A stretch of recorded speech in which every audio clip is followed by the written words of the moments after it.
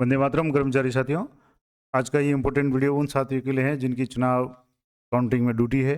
मैंने पिछले वीडियो में बताया था कि किस तरीके से पोस्टल बैलेट की काउंटिंग की जाती है। उससे पहले किस किस आधार पर पोस्टल बैलेट को खारिज किया जाता है या उसको स्वीकार किया जाता है। जो भी लेआउट होता है जो काउंटिंग हॉल का या टेबल का किस तरीके से होता है, वो सारा प्रोसेस मैंने आपको बताया था। एक बार मैं आपको दोबारा बता दूँ, ये सारी जानकारी आपकी सुविधा के लिए है, आपकी जानकारी के लिए है। अगर आपको इसमें कुछ भी तरह का कोई भी कन्फ्यूजन है, डाउट है, तो कृपया जो भी प्रशासन द्वारा या निर्वाचन आयोग द्वारा जो भी ऑथराइज निर्देश है उनकी पालना करें, उसी के अनुसार कार्य करें। मेरा जो मकसद है वो सिर्फ आपको एक जानकारी देना है, सूचना देना है कि काउंटिंग की प्रक्रिया किस तरीके से होती है। क्योंकि कई लोगों की जिस कभी भी इलेक्शन काउंटिंग में ड्यूटी नहीं लगती, उनकी जिज्ञासा रहती है कि किस तरीके से वोटों की काउंटिंग होती होगी या क्या क्या प्रोसेस होता होगा। तो उसके लिए मैं आपको ये पूरी जानकारी दे रहा हूँ। आशा करता हूँ ये जानकारी आपके लिए उपयोगी रहेगी। और इस संबंध में मैंने दोबारा आपको कह दूँ कि अगर आपको कोई भी कन्फ्यूजन है तो कृपया चुनाव आयोग के जो भी निर्देश है उनकी पालना करें। मेरा प्रयास आपको सिर्फ जानकारी देना है। तो पिछले वीडियो में हमने बात की थी कि पोस्टल बैलेट किस आधार पर खारिज होते हैं, रिजेक्ट होते हैं या स्वीकार किए जाते हैं, कैसे होता है। आज हम बात करेंगे कि सीयू से जो भी वोटों की गिनती है वो किस तरीके से होती है। इसके बाद में अगर सीयू में कई बार कुछ डिफेक्ट आ जाते हैं तो उस समय क्या प्रोसेस रहता है, काउंटिंग कैसे की जाती है, चुनाव आयोग के क्या निर्देश होते हैं, तो वो मैं आपको बताने का प्रयास करूंगा। तो जैसे सबसे पहले unsealing of CU from carrying case, यानी जो भी कैरिंग केस आपके सामने लाया जाएगा इस तरीके से होगा जहाँ इसके दोनों तरफ एड्रेस टैग लगे होंगे। तो मैंने पिछले वीडियो में आपको बताया था कि ईवीएम जो भी टेबल होगी, काउंटिंग टेबल होगी, जिसपे प्रत्येक पे एक पे सीए यानी काउंटिंग असिस्टेंट, काउंटिंग सुपरवाइजर और जो माइक्रो ऑब्जर्वर बैठेंगे, उनके लिए जो सामग्री है उसमें एक चाकू या ब्लेड टाइप जो भी है वो भी व्यवस्था होती है। तो आपको इस ब्लेड या चाकू से, छोटा जो चाकू होता है उससे आपको इसकी जो एड्रेस टैग है उसको हटाना है और इसके कैरिंग बॉक्स में से इसको सीयू को बाहर निकालना है। इस तरीके से आपके सामने ये कैरिंग बॉक्स खोलेंगे, एड्रेस टैग को हटा करके, धागे को काट करके, तो आपके सामने इस तरह की सीयू आपके सामने शो हो जाएगी, जिसपे यहाँ पे एड्रेस टैग लगा होगा, यहाँ पे एड्रेस टैग होगा, ग्रीन पेपर सील यहाँ लगी होगी, ऊपर यहाँ पिंक पेपर सील लगी हुई होगी। तो आपको क्या क्या निरीक्षण करना है, तो सबसे पहले परिणाम का पता लगाने से पहले सीयू की सील का निरीक्षण या सत्यापन करना है। गुलाबी पिंक पेपर सील, यानी पिंक पेपर जो सील है, गुलाबी पेपर सील और ग्रीन पेपर सील, दोनों का आपको निरीक्षण करना है। दोनों सीलें सही तरीके से लगी हुई हो, दोनों मोहरें बरकरार होनी चाहिए। इसके अलावा सीलों के साथ में छेड़छाड़ किए जाने की जरा भी अगर आपको संदेह हो तो तुरंत वहाँ उपस्थित जो भी आरओ या एआरओ है उनको रिपोर्ट करनी है। उसके बाद सील के संबंध में चुनाव एजेंटों द्वारा उठाए गए किसी भी संदेह को आरओ या संबंधित एआरओ द्वारा संबोधित किया जाएगा, उनको दूर किया जाएगा। और फॉर्म 17C के साथ में ग्रीन पेपर सील की अद्वितीय यूनिक आईडी, जो भी आईडी इसके ऊपर लिखी होती है, उसको आपको मैच करना है। यानी फॉर्म जो 17C है, 17 मतपत्र लिखा होता है, उसमें ग्रीन पेपर सील का जो उल्लेख होगा वो ग्रीन पेपर सील का मिलान आपको सीयू पे है या नहीं वो देखना है। एजेंटों को भी आपको बताना है कि जिस क्रमांक की ग्रीन पेपर सील का मेंशन 17C में किया हुआ है, क्योंकि आपको पता होगा कि पिछले चुनाव में मैंने आपको वीडियो में बताया था कि फॉर्म 17C या 17G है, उसकी एक कॉपी एजेंट्स को भी दी जाती है। उनके पास भी फॉर्म 17C हो सकता है और आपको भी फॉर्म 17C उपलब्ध कराया जाएगा उस सीयू के साथ में। तो अब 17C में जो भी मेंशन क्रमांक है ग्रीन पेपर सील के, वो आपको चुनाव एजेंटों को बताने हैं, उनको सेटिस्फाई करना है। उसके बाद में आपको इस मशीन को खोलना है। अब सीयू की जो सील खोलने के लिए क्या करना पड़ेगा, तो सबसे पहले जो एड्रेस टैग है उस पर सुरक्षित परिणाम अनुभाग के बाहरी कवर सील पर लगे है, तो उस सील को खोलना है और उसको बाहर खोलना है। उसके बाद में ग्रीन पेपर सील को सावधानीपूर्वक तोड़ना है, क्योंकि ग्रीन पेपर सील को खोलने के बाद ही उसका जो रिजल्ट वाला सेक्शन है वो खुलेगा। अब जहाँ तक संभव हो ग्रीन पेपर सील के हिस्से को अपनी विशिष्ट आईडी दिखाने का ध्यान रखें। इसके ऊपर जो भी सील क्रमांक वगैरह लगे तो वो देख भी लें, और जब भी इसको काटें ग्रीन पेपर सील को, इस तरीके से काटें कि वो बाधित नहीं हो या वो उसके काटने के बाद भी उस पर दिखाई दे, ये ध्यान रखें। विशेष टैग के साथ सील किए गए अनुभाग परिणाम का आंतरिक कवर अब दिखाई देगा। यानी जैसे आप ग्रीन पेपर सील एक का ऊपरी सिरा जो इसमें दो जो बॉक्स होते हैं, एक में रिजल्ट सेक्शन होता है, एक में प्रिंट सेक्शन होता है, तो आप जब प्रिंट सेक्शन पे दबाएंगे या उस ग्रीन पेपर सील को तोड़ेंगे तो उसमें से जो रिजल्ट का जो भी है, रिजल्ट सेक्शन पे आप दबाएंगे तो रिजल्ट का है वो आपको आंतरिक कवर दिखाई देगा। उस बटन को आपको दबा करके रिजल्ट चेक करना है। अब ये भी सुनिश्चित हो जाए जबकि सारे जो भी स्पेशल टैग वगैरह सील वगैरह सब बरकरार है, तभी आपको आगे बढ़ना है। और कोई भी इसमें संदेह होता है तो आपको तुरंत जो भी वहाँ उपस्थित आरओ साहब है या ये उनको रिपोर्ट करनी है। चुनाव एजेंट को विशेष टैग के सीरियल नंबर की तुलना करने की अनुमति दे सकते हैं या देनी है। ईवीएम अब परिणाम के अगले चरण में बढ़ने के लिए तैयार है। आपने सारा ये चेक कर लिया। अब उसके बाद में आपको क्या करना है, तो सबसे पहले ईवीएम को क्रमिक रूप से वितरित किया जाना है, यानी पीएस नंबर के वाइज 1 से लेकर के जो भी टेबल या वहाँ व्यवस्था होगी आपको टेबल पे ईवीएम उपलब्ध करवाई जाएगी। उसके बाद में सीयू के साथ में आपको फॉर्म 17C जो वोट वाला लिखा है वो भी मिलेगा, और 17C का भाग 1 और 2 दोनों मिलेंगे। 17C का एक भाग आपने जो इलेक्शन करवाए थे उस समय काम में लिया होगा। 17C का जो दूसरा भाग होता है वो गणना से संबंधित होता है। आरओ से ऐसे वितरण का हिसाब रखेंगे। मतगणना के लिए केवल सीयू की आवश्यकता होती है। बीयू को हॉल में तभी लाया जाता है जब कोई निरीक्षण की आवश्यकता हो, तो आपको जो भी टेबल है वहाँ उस पर सीयू कंट्रोल यूनिट ही आपको उपलब्ध कराई जाएगी। उसके बाद में बाहर ले जाने के मामले से बाहर निकाला जाता है। जैसे या आप क्या क्या चेक करना है आपको, एक तो कि सीयू वही है जो पीएस को आपूर्ति की गई थी, यानी उसके जो भी सील्स वगैरह एड्रेस टैग वगैरह वो चेक कर लें, और सेट जो भी सेट सेक्शन है उस सील बरकरार है। जो भी कैंडिडेट सेट वाला जो सेक्शन था उस पर पिंक पेपर सील आपको चेक करनी है। विशेष टैग आपको स्पेशल टैग भी चेक करना है, और पिंक पेपर सील और ग्रीन पेपर सील वो चेक कर लें।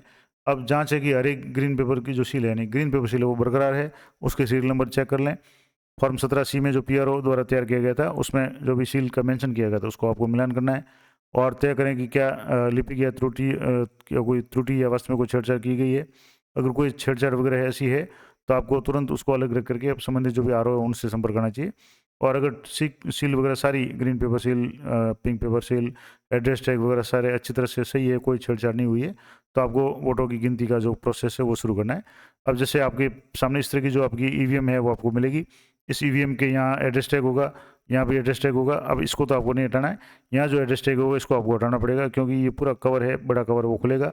उससे पहले ऊपर ग्रीन पेपर सील है, तो यहाँ से आपको ग्रीन पेपर सील इस तरीके से आपको जो भी कैंची या चाकू वगैरह उपलब्ध कराई जाएगी उससे आपको यहाँ से काटना पड़ेगा, और काटने के बाद में इसके जो भी कवर है ये खुल जाएगा। इस तरीके से ये जो बड़ा वाला जो उसका कवर है वो खुलेगा, और जहाँ ऊपर है आपको ए वाला भाग दिखेगा, नीचे वाले पेज पे बी वाला भाग दिखेगा, और यहाँ जो आपको 2 बटन दिखेंगे, एक तो रिजल्ट सेक्शन है और एक प्रिंट सेक्शन है।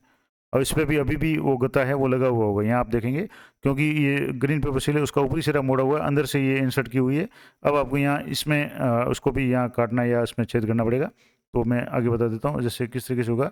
तो सबसे पहले तो आपको परिणाम बटन तक पहुँचने के लिए ग्रीन पेपर सील को हटाना होगा। सर्वप्रथम कंट्रोल यूनिट को ऑन करें, यानी ग्रीन पेपर सील आप हटा दें। उसके बाद में सीयू को ऑन करना है, इसका पावर ऑन करना है। उससे पहले आपको पावर ऑन नहीं करना है। जो भी आप जैसे इसकी एड्रेस टैग वगैरह हटाएं उस समय आपको पावर ऑफ रखना है। उसके बाद में ध्यान रखना जाना चाहिए कि उम्मीदवार या चुनाव एजेंट हर समय सीयू के प्रदर्शन डिस्प्ले सेक्शन को देख सके, तो आपको उनके सामने सीयू को कर करके उनको बताना है ताकि वो भी देख सकें, और नियंत्रण इकाई पर प्रदर्शित अनुक्रम का पालन करें। उसके बाद में परिणाम अनुभाग पे ऊपरी अपर्चर पर दिए गए परिणाम बटन पे हरे पेपर सील को चाकू की सहायता से छेद करना है।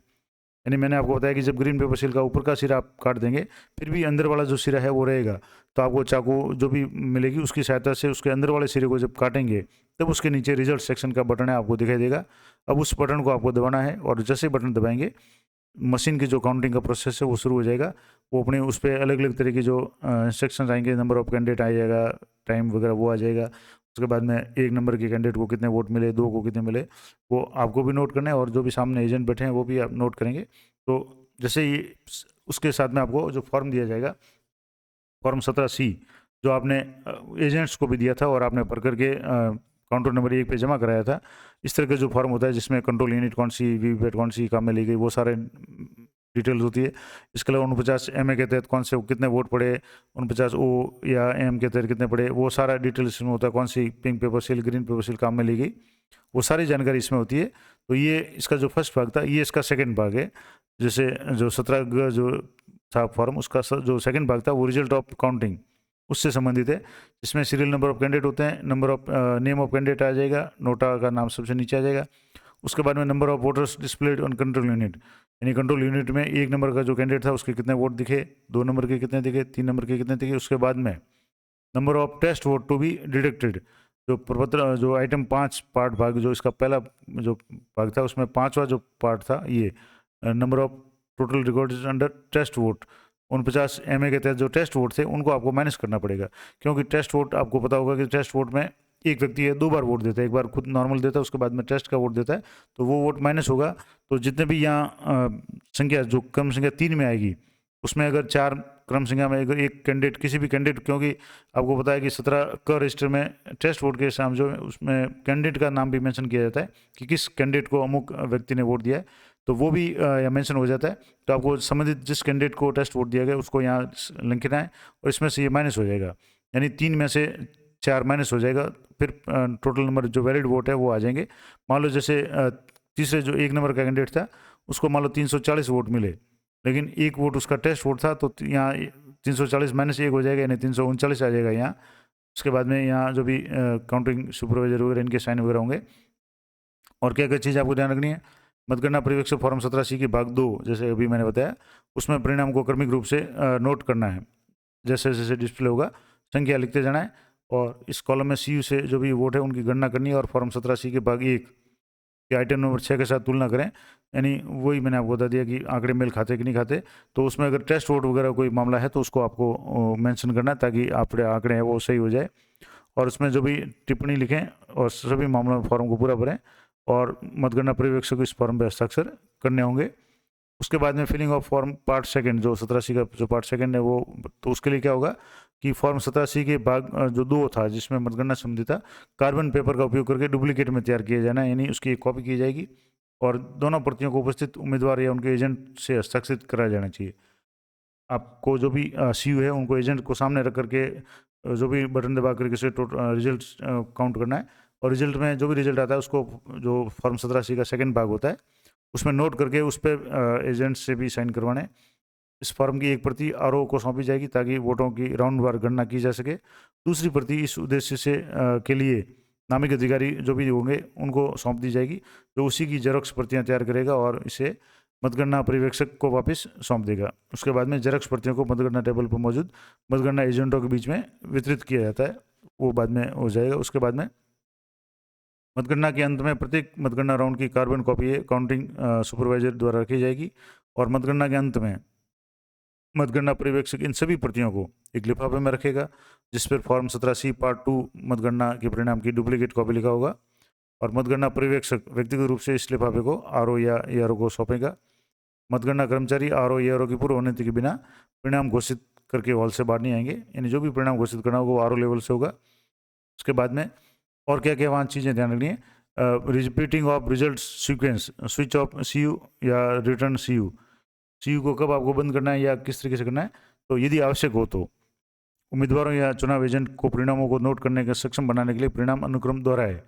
मान लो आपने एक बार बटन दबाया, CU को शुरू किया, उसके बाद में रिजल्ट आना शुरू हो गया, कैंडिडेट को इतने वोट, 2 को इतने वोट, ये सारा दिख रहा है, लेकिन उस दौरान कोई उसके बाद में जैसे ही सभी कैंडिडेट के संख्या वगैरह आ जाएगी, उसके बाद में अगर कोई एजेंट कह देता है कि साहब मुझे 2 नंबर के कैंडिडेट के नंबर वो वोट सही नहीं दिखे तो मुझे दोबारा देखना है, तो आप उनको एक बार और भी बता सकते हैं, जो भी वहाँ उपस्थित होंगे वो निर्णय ले लेंगे, लेकिन उस क्रम को आप दोहरा सकते हैं। और उसके बाद में परिणाम नोट किए जाने के बाद में परिणाम अनुभाग को कि बाहरी कवर को बंद करें, यानी उसका जो भी रिजल्ट सेक्शन का बाहर का जो ऊपर का जो कवर होता है उसको बंद करना है और नियंत्रण इकाई यानी जो CU है उसका पावर ऑफ करना है। किसी भी स्तर में आपको वोट क्लियर नहीं करना है, ये जरूर ध्यान रखें। और उसके बाद में CU को ले जाने की कैरिंग केस में रख करके वापस जो भी वहाँ उपस्थित नामित अधिकारी होते हैं उनको CU को सौंपना है। उसके बाद में आपको नई वो CU है वो जारी की जाएगी, यानी जैसे एक CU का काम पूरा हो गया, नई CU आपको इशू होगी, उस कंट्रोल यूनिट में आपको वही फॉर्म पूरा प्रोसेस करना है। और EVM में हर वोट एक वैध वोट होता है, क्योंकि इसमें कोई भी वोट खारिज नहीं होता है। नोटा का हो सकता है किसी कैंडिडेट को लगेगा, लेकिन किसी भी स्थिति में कोई भी वोट खारिज नहीं होता है, तो इसमें वैधता के बारे में तो कोई विवाद होता ही नहीं है, जो सामान्य रूप से जो पोस्टल बैलेट वगैरह में होता है, जिसमें कई बार एक ही व्यक्ति है वो एक से अधिक कैंडिडेट को वोट दे देता है या निशान ऐसा लगा देता है कि स्पष्ट पता नहीं चलता कि 1 नंबर के कैंडिडेट को वोट दिया या 2 नंबर के दिया है, तो वो ऐसी स्थिति में खारिज हो जाते हैं। लेकिन EVM का वोट है वो प्रत्येक वोट वैध होता है, वो खारिज नहीं होता है। और यदि उम्मीदवार या एजेंट किसी विशेष PS के परिणाम को प्रदर्शित करने के लिए पूछते हैं तो उस CU का परिणाम बटन उस नियंत्रण इकाई के पैनल को फिर से प्रदर्शित करने के लिए दबाया जा सकता है। और फॉर्म 20 जो है उसमें मतगणना और परिणाम तैयार करने के लिए जो भी वहाँ उपस्थित होते हैं उम्मीदवार एजेंट है वो उस वोट की गिनती के लिए आवेदन लिखित में कर सकते हैं अगर उनको दोबारा काउंटिंग करवानी है तो। और RO इस मामले में फैसला लेगा और जो भी निर्देश होंगे वो RO लेवल से होंगे। उसके बाद में पुनर्गणना की स्थिति में आवश्यक होने पर परिणाम 20 में परिणाम 17 में संशोधित की अगर आवश्यकता होती है तो संशोधन किया जा सकता है। तो ये हो गया। अब रिकाउंटिंग ऑफ वोट्स तो जैसे कब होगा, जैसे जब शीर्ष 2 उम्मीदवारों के बीच में वोटों का अंतर संख्या बहुत कम हो, बहुत कम अंतर हो और परिणाम की घोषणा से पहले आरओ व्यक्तिगत रूप से सभी अस्वीकृत डाक मतपत्रों को फिर से सत्यापित करेगा। यानी बहुत कम गैप रहा है। तो जो जीतने वाले या जो फर्स्ट और सेकंड जो कैंडिडेट होते हैं अधिक मैक्सिमम वोट वाले, उनके बीच में बहुत अंतर बहुत कम है, और जिसमें 1-2 वोट या कुछ वोटों से फर्क पड़ सकता है हार जीत का, तो उसमें जो भी रिजेक्टेड डाक मतपत्र होता है उनको एक बार फिर दोबारा आरओ लेवल पर चेक किया जाता है, ताकि पुष्टि की जा सके कि कोई भी वैध डाक मतपत्र है वो गलती से अस्वीकृत नहीं हुआ हो। ये एक बार पुनः चेक किया जाता है, और इस तरीके जो पुनः सत्यापन की स्थिति पे कोई बदलाव होता है तो डाक मतपत्रों को संबंधित प्रविष्टियों को भी ठीक किया जाता है। अब स्पेशल केस कौन से होते हैं सीयू से संबंधित? नॉन फंक्शनिंग ऑफ सीयू, यानी सीयू काम करना बंद कर दे। किस स्थिति में हो सकता है? या तो no display of result display नहीं हो रहा हो, तो ये कब होता है? या तो close button not processed. Close button अगर उस पोलिंग पार्टी ने जिस चुनाव करवाया और मतदान समाप्ति के बाद में, इस बार तो इतने अधिक प्रावधान किए गए थे कि भूल नहीं हो सकती, क्योंकि उसके लिए आपको पता है पीआरओ जो रिपोर्ट का जो भाग था, 1, 2, 3, 4, 5 भाग थे, उसमें एक क्लोज बटन से संबंधित भाग जो था पीआरओ रिपोर्ट का तीसरा भाग था, तो वो स्पेशल था, इसीलिए था। इसके अलावा और भी कुछ डाउट्स वगैरह रिगार्डिंग सेल्स वगैरह, या कैंडिडेट या एजेंट के द्वारा अगर कोई ऑब्जेक्शन किया जाता है तो उसका क्या नियम होगा? तो सबसे पहले तो ऐसे मामलों में आरओ को तुरंत सूचित करना है। मतगणना के दौरान सीयू का काम नहीं करना, या मतदान की समाप्ति के बाद में पीठासीन अधिकारी द्वारा सीयू का क्लोज बटन अगर नहीं दबाया गया हो, या उम्मीदवार या उनके एजेंट को सील लगाने, मतगणना की प्रक्रिया इससे संबंधित कोई भी संदेह हो, तो जो भी वहाँ उपस्थित आरओ है वो निर्णय लेंगे। और यदि सीयू काम नहीं कर रहा है, यानी काम नहीं करने का कारण कम बैटरी बता रहा है, सीयू को स्टार्ट कर रहे हैं और लो बैटरी वगैरह ऐसा कुछ बता रहा है, तो सीयू की बैटरी है वो वहाँ उपस्थित जो भी इंजीनियर वगैरह होंगे वो बदल देंगे, और उसके बाद में उसका रिजल्ट है वो कैलकुलेट कर दिया जाता है। और यदि पीएस में उपयोग में ले जाने वाला कोई भी विशेष सीयू परिणाम प्रदर्शित नहीं करता, यानी किसी भी स्थिति में सीयू को ऑन नहीं कर पा रहे, हो सकता है कुछ टेक्निकल प्रॉब्लम हो जाए और उस सीयू को शुरू ही नहीं कर पाए, तो ऐसी स्थिति में उसको कैरिंग केस में रख करके अंदर रखा जाएगा और आरओ को सौंप दिया जाएगा, ताकि अन्य जो ईवीएम की गणना है वो शुरू रखे, उसके लिए ज़्यादा डिस्टर्बेंस नहीं हो। उसको फिर अंत में देखा जाता है, जो भी टेक्निकल एक्सपर्ट होते हैं वो देखते हैं। सामान्य रूप से एक सीयू का काम हो गया, और उसमें अगर कोई भी प्रॉब्लम आ रही है, उस लेवल पे ठीक नहीं हो रही है, तो उसको साइड में कर दिया जाता है। उसके बाद में अगली सीयू से काउंटिंग की जाती है, और ऐसे सीयू से परिणाम सहायक प्रदर्शन इकाई या प्रिंटर का उपयोग करके पुनर्प्राप्त नहीं किया जाएगा। यानी जैसे इसमें प्रिंटर का जो ऑप्शन होता है, लेकिन प्रिंटर का ऑप्शन है वो इसमें काम नहीं आएगा। उसके लिए जो वीवीपैट का जो प्रावधान होगा वो मैं आगे बता दूंगा। तो सभी सीयू से मतगणना होने के बाद, मान लो जैसे एक टेबल पे या पूरे राउंड में मान लो 200 सीयू थी, 200 सीयू में से एक सीयू ऐसी होगी कि जिसको किसी भी हालत में शुरू नहीं किया जा सकता, तो उस स्थिति में जिस केंद्र की जो सीयू थी, उस केंद्र की जो वीवीपैट थी उसको लाया जाएगा, और वीवीपैट की जो भी मुद्रित पेपर पर्चियाँ होगी आयोग द्वारा निर्धारित मतगणना प्रक्रिया के द्वारा उनकी गिनती के लिए काम में लिया जाएगा। यानी वो फिर उस मशीन की जो गणना है, सीयू की गणना है, वो वीवीपैट के द्वारा की जाएगी। तो thereafter counting of the printed paper slips for VVPATs under R56D shall be taken up. यानी उस समय किस भी स्थिति में अगर सीयू स्टार्ट नहीं हो रही है, तो जो भी है वो वीवीपैट की पर्चियों को काम में लिया जाएगा, और डेट या time stamping on CU not in synchronize with the actual date time. तो मतदान शुरू हुए या समाप्त की तारीख या समय में अगर कोई विसंगति का मामला है, तो उस समय उपरोक्त मामले में अंतर की तुलना मॉक पोल प्रमाण पत्र में पिटीशन अधिकारी द्वारा नोट की गई तारीख और समय के साथ में की जाएगी। और यदि मॉक पोल के समय और तारीख में अंतर मतगणना के समय शुरू होने या समाप्त होने की तारीख अंतर से मेल नहीं खाता है, तो ईवीएम को अलग रखा जाएगा। ऐसे बहुत कम मामले आते हैं, तो वो एक स्पेशल केस है कि उसमें बहुत ज़्यादा अगर समय का अंतर आ रहा है तो। दूसरी ओर यदि मेल खाता है तो विसंगति को उम्मीदवार उनके प्रतिनिधित्व को समझा जाएगा, और ईवीएम में डाले गए वोटों की गिनती सामान्य तरीके से की जाएगी। अब कई बार क्या होता है कि पोलिंग पार्टी द्वारा क्लोज बटन नहीं दबाया गया है, तो सीयू पे इनवैलिड मैसेज आएगा। तो इसमें आरओ द्वारा क्या कार्रवाई की जाएगी? तो प्रोटोकॉल का पालन करना है, यानी CRC जो ऑप्शन है उसको काम में लिया जाएगा।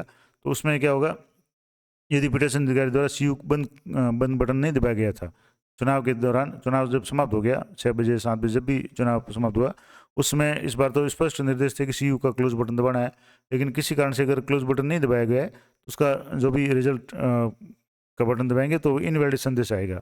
ऐसे मामले में सीयू में डाले गए वोटों को देखने के लिए टोटल बटन दबाया जाएगा। पहले टोटल बटन दबा करके ये कन्फर्म किया जाएगा कि मशीन में वोट है या नहीं। टोटल से बटन मशीन के जो भी वोट है वो शो हो जाएंगे।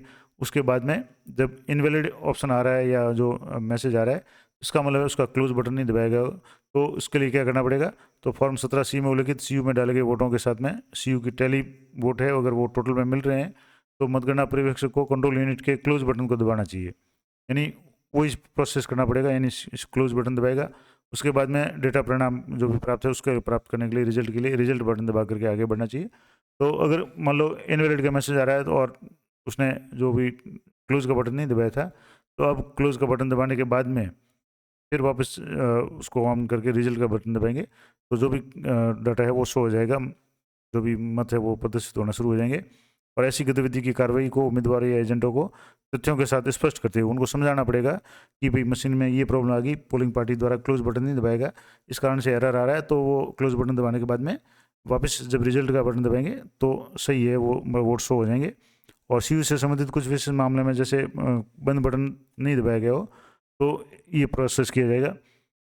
अगर मान लो CU और 17C में वोट मिला नहीं करते तो उसमें क्या होगा, यदि CU में डाले गए कुल वोट फॉर्म 17C में उल्लिखित CU में डाले गए कुल वोटों के साथ मेल नहीं खाते हैं तो CU को कैरी केस में अंदर वापस रखा जाएगा और मतगणना हॉल में RO की कस्टडी में रखा जाएगा। तो ये उसके बाद में अगर मान लो कुछ विशेष परिस्थिति होती है तो जब भी सभी राउंड समाप्त हो जाते हैं उसके बाद में वीवीपैट में जितने भी अगर मान लो एक इम्पोर्टेंट जानकारी आपको दे दूँ यहाँ जैसे है कि विधानसभा चुनाव के मामले में CU मतगणना के सभी नियमित राउंड पूरा होने के बाद यदि जीत का अंतर संबंधित PS में डाले गए कुल वोटों से अधिक है, जैसे मान लो शुरुआत में एक मशीन खराब होगी और जिसमें पता चला कि उसमें 700 वोट है और सब सारी राउंड की गणना हो गई और पता चला कि जो भी कैंडिडेट जीतने वाले और हारने वाले जो भी कैंडिडेट है उसके बीच में हज़ारों का अंतर है, 10,000 का 15,000 का अंतर है और उस मशीन में सिर्फ 700 वोट है, तो ऐसे मामले में PS के वोटों की गिनती के बिना परिणाम घोषित कर दिया जाएगा।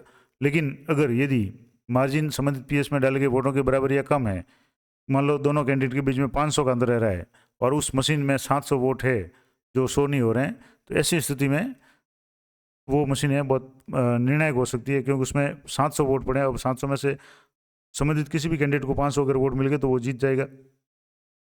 ऐसी स्थिति में PS के लिए जो भी वीवीपैट है उसकी पर्चियों को गिन करके काउंटिंग की जाएगी और जब वीवीपैट की पर्चियों को गिना जाता है तब पेपर स्लिप काउंट के परिणाम को उम्मीदवार वार वोटों की गिनती की जाएगी। जो सामान्य रूप से जो बैलेट पेपर काम में लिए जाते हैं, पोस्टल बैलेट वगैरह, उस तरीके से उनकी गणना की जाएगी। मतगणना के बाद में जो भी निर्देश के अनुसार इनको वापस EVM को सील करके भंडारण किया जाता है। अब जैसे EVM में जो भी गिनती कैसे करेंगे, CU को ऑन करेंगे, रिजल्ट बटन दबाएंगे, कुल संख्या दिखेगी, उसके बाद में यूनिट को ऊपर उठाना है और सभी एजेंट को दिखाएं ताकि वे उम्मीदवारों के द्वारा जो भी उनको वोट मिल रहे हैं वो नोट कर सकें, एक को कितने मिले, दो को कितने मिले, इस तरीके से। और मतगणना सहायक जो भाग 2 होगा वो भी परिणाम नोट करने के लिए फॉर्म 17C में इसकी गिनती की एंट्री करेगा। उसके बाद में आवश्यक हो तो एजेंटों को परिणाम दिखाने के लिए दोबारा बटन दबा सकते हैं। मान लो कोई एजेंट है वो अच्छी तरह से नहीं देख पाए तो एक बार मशीन का दोबारा बटन दबा करके रिजल्ट सेक्शन का आपको दोबारा उनको बताना है कि प्रत्येक कैंडिडेट के कितने कितने वोट है और उसके बाद में 17C के भाग 2 में नोट किए गए परिणाम के बाद में परिणाम अनुभाग के कवर को बंद करना है और मशीन को वापस स्विच ऑफ करना है। उसके बाद में इसकी जो भी कार्बन कॉपी होगी सब फॉर्म 17 की उसका उपयोग किया जाएगा और जो वापस RO को सौंपा जाएगा। और इस तरीके का जो फॉर्मेट होगा राउंड वाइज जो इस तरह का स्टेटमेंट होगा जिसमें first round, second round, 1 number candidate को कितने वोट मिले, 2 को कितने मिले, 3 को कितने मिले, इस तरीके से इनकी गणना होती है और जो RO के साइन वगैरह होते हैं और इस तरीके से ये फॉर्मेट होते हैं। अब और इम्पोर्टेंट जानकारी मैं आपको दूंगा, इस ये जो फाइनल फॉर्मेट है, जो फॉर्म 20 की बात करें तो इस फॉर्म 20 इस तरीके से होगा जिसमें ये क्रम संख्या होगी, पोलिंग स्टेशन का नाम होगा कि पोलिंग स्टेशन नंबर 1 2 3 4 5 इस तरीके से होगा। उस पोलिंग स्टेशन में 1 नंबर के कैंडिडेट उसको कितने वोट मिले, 2 नंबर को कितने मिले, 3 को कितने मिले, नोटा को कितने मिले और टेंडर वोट कितने हुए उनका भी मेंशन होता है। और रिजेक्टेड वोट तो आपको पता है EVM में रिजेक्टेड वोट 0 होंगे, कोई भी वोट रिजेक्ट नहीं होगा। अगर जैसे टेस्ट वोट का मामला है तो वो पहले क्लियर हो जाएगा। उसके बाद में कोई टेंडर वोट है तो वो अलग से मेंशन होंगे क्योंकि वो काउंटिंग में शामिल नहीं होंगे। इस तरीके से ये पूरा फॉर्म 20 होगा। अब और इम्पोर्टेंट बातें मैं आपको कुछ इम्पोर्टेंट बताऊँ तो वीडियो काफ़ी लंबा हो जाएगा। तो अब जैसे काउंटिंग प्रिंटेड स्लिप है उसको किस तरीके से काउंट किया जाएगा, तो इस तरीके से जब यहाँ है, यहाँ इस तरीके से बॉक्स बनाया जाएगा जिसमें एक बड़ा बॉक्स होगा जिसमें ये स्लिपें इकट्ठी की जाएगी। उसके बाद में candidate wise alpha beta gamma के बॉक्स टाइप बनाएंगे। जैसे इस तरह का जो कैरिंग केस होगा इसमें सैंपल जो कंटेनर होगा 14 इंच गुणा 10 इंच गुणा 5 इंच, यानी लंबा चौड़ा और जो हाइट है उसकी 5 इंच होगी। इस तरीके का जो काउंटिंग है उसके लिए इस तरीके जो इसमें बॉक्स बना दिए जाते हैं जिसमें अल्फा बीटा गामा कर्मचारी वाइज है वो या जो भी उम्मीदवार वार है खाने बना दिए जाते हैं, यानी पिजन हॉल्स बना दिए जाते हैं, कह सकते हैं एक कबूतर खाना उसको कह सकते हैं। इस तरीके से पिजन हॉल बना दिए जाते हैं और उसमें एक एक वोट को देख देख करके उसमें रखा जाता है। उसके बाद में इसकी काउंटिंग की जाती है। तो ये प्रोसेस है कि सीयू पे प्रदर्शित परिणाम प्रदर्शित किसी भी स्थिति में नहीं होता है, तब वीवीपैट की पर्चियों को काम में लिया जाता है। तो ये मैंने विस्तार से बता दिया, अब बहुत ज़्यादा इसको नहीं बताऊंगा क्योंकि वीडियो काफ़ी लंबा हो जाएगा। उसके बाद में जो इम्पोर्टेंट बात मैं आपको बता रहा था कि जैसे फॉर्म्स है वो कौन कौन से होते हैं, तो ये सारा वो प्रोसेस है उसके वीवीपैट की पर्चियों के संबंध में जो कुछ विशेष परिस्थितियों में ही काम आता है। अब अपन बात कर रहे थे कि कुछ जो फॉर्मेट्स है वो मैं आपको बता देता हूँ कौन कौन से फॉर्मेट्स काम में आ रहे हैं। तो वो एक बार आप देख लें। जैसे रिजल्ट की घोषणा है वो आरओ लेवल पे की जाएगी, तो जो भी काउंटिंग वाले हैं उनको इसमें कोई विशेष रोल नहीं होगा, आपको सिर्फ काउंटिंग कर करके जो भी फॉर्म 17G का पार्ट सेकंड है वो भर भर के देना पड़ेगा और एक एक ईवीएम को लेकर के वापस जमा कराना पड़ेगा। अब इसमें सर्टिफिकेट ऑफ इलेक्शन इस तरीके से फॉर्म 22 होता है, जिसमें आरओ है वो जीतने वाले कैंडिडेट को सर्टिफिकेट देता है चुनाव जीतने का। अब ईवीएम्स की सीलिंग वगैरह है वो सीलिंग का काम आपका नहीं है, वो सारा काम है वो अलग स्टाफ करेगा, काउंटिंग स्टाफ नहीं करेगा। अब और जो इम्पोर्टेंट बात मैं आपको बता रहा था ग्राफिक्स वगैरह, ये सबसे पहले जैसे आपके पास में सीयू लाएगी जो इस तरीके से लाई जाएगी जिसमें एड्रेस टैग वगैरह आपको चेक करना है। जिस 17C फॉर्म को आपको दिया गया उसी का नंबर या मेंशन वगैरह क्रमांक वगैरह इस पर होना चाहिए। उसके बाद में इसको आपको एड्रेस टैग चेक करना है। इस तरह का जो एड्रेस टैग होगा ये इसमें कंट्रोल यूनिट की क्रम संख्या वगैरह हो जाएगी, मतदान केंद्र का नाम हो जाएगा, मतदान की तारीख होगी, सीरियल नंबर वगैरह होंगे, वो चेक कर लें। इसके बाद में 17C फॉर्म इस तरह का आपको मिलेगा, यानी 17G जो अकाउंट ऑफ वोट रिकॉर्ड से यानी मत पत्र जो लिखा है वो आपको इस तरीके से मिलेगा, जिसमें बी कौन सी काम में ली, सी कौन सी, प्रिंटर कौन से काम में लिया, इसके अलावा टेस्ट वोट कितने हुए, 49 ओ के कितने हुए, एम के कितने हुए, ये सारी आ जाएगी। ग्रीन पेपर सील वगैरह कौन सी काम में ली, तो यहाँ जैसे आपको ग्रीन पेपर सील है इसके ऊपर क्रमांक है, इस तरीके से क्रमांक आपको चेक करना है। उसके बाद में फॉर्म 17C ये इसका जो आगे वाला भाग है जिसमें पेपर सील का लेखा होता है, तो उसमें ग्रीन पेपर सील का जो लेखा है वो काम में लिया जाएगा। अब जब ये आपके सामने आ जाएगी सीयू, तो ये सारी चेक करने के बाद में आपको इस तरीके से इसकी सील है जो ग्रीन पेपर सील, इसको आपको काटना है। उसके बाद में इसका जो ऊपर बड़ा वाला जो कवर है, इस नीचे वाले कवर को नहीं खोलना है, बड़े वाला कवर को खोलना है।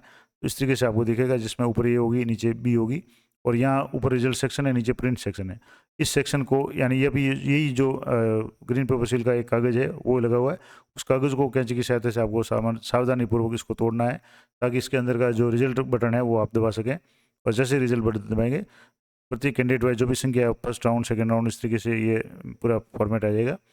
तो ये पूरी जानकारी थी। इसमें जैसे पोस्टल बैलेट से संबंधित फॉर्म 13 है, इस तरह का होता है जिसमें अटेस्टिंग ऑफिसर है उसके साइन और मोहर वगैरह है वो होनी चाहिए, वो नहीं होती है तो फॉर्म वो रिजेक्ट हो जाते हैं। पोस्टल बैलेट के बारे में मैंने अलग से पूरा विस्तार से बनाया हुआ है, तो मैं उस चीज़ को रिपीट नहीं करूँगा। अब आप ईवीएम को जैसे ही ऑन करेंगे तो इस तरह का डिस्प्ले आपका आएगा। सबसे पहले आपको डेट आएगी, टाइम आएगा, किस तारीख को मतगणना हो रही है, कितने बजे हो रही है, मशीन के सीरियल नंबर आ जाएंगे, टोटल कैंडिडेट कितने थे वो संख्या आपके यहाँ आ जाएगी। उसके बाद में बैटरी का परसेंटेज आ जाएगा। अब कंप्यूटिंग रिजल्ट उसमें शो होगा और कंप्यूटर रिजल्ट में शो करने के बाद में सबसे पहले वो PST आपको टाइम बताएगा, polling start time, polling and time. उसके बाद में सीरियल नंबर बता देगा। उसके बाद में नंबर ऑफ कैंडिडेट बताएगा। फिर टोटल पोल कितने वोट पड़े, तो जैसे इसमें 905 वोट पड़े। फिर कैंडिडेट ए को कितने वोट मिले, जैसे 204 मिले। कैंडिडेट 2 को कितने मिले, 239 मिले। 3 को कितने मिले, 4 को कितने मिले, 5 को कितने मिले। इस तरह के जितने भी कैंडिडेट होंगे उन सभी के नोट आपको एक एक करके नोट करते जाना है। उसके बाद में एंड आएगा। अगर आपको आवश्यकता हो तो दोबारा इसको रिजल्ट बटन को दबाएंगे तो आपको दोबारा वो का वो परिणाम है वो दिखना शुरू हो जाएगा। तो फिर आपको इस तरीके से नोट करना पड़ेगा, कैंडिडेट ए को इतने वोट मिले, 2 को मिले, 3 को मिले, और टोटल का मिलान भी होना चाहिए। जितने टोटल वोट इसमें शो होंगे उतने को उतने इसमें शो होने चाहिए। कुछ विशेष परिस्थितियों की बात है वो अलग है। तो ये पूरा प्रोसेस था, मैंने आपको बता दिया कि किस तरीके से मतगणना होती है। मैं आपको दोबारा बताता हूँ कि ये सारी जानकारी आपकी सुविधा के लिए है, आपके ज्ञान के लिए है। अगर इसमें आपके किसी तरह का कोई भी कन्फ्यूजन है तो कृपया जो भी विभाग के चुनाव आयोग के जो भी दिशा निर्देश है उनकी पालना करें और जो भी आपको प्रशिक्षण में बताया गया हो उसकी पालना करें। सारी जानकारी मैंने आपकी सुविधा के लिए, आपके ज्ञानवर्धन के लिए बताई है। तो इसी तरह की अपडेटेड जानकारी के लिए चैनल पर बने रहें। मिलते हैं नेक्स्ट वीडियो में, तब तक जय हिंद, जय भारत।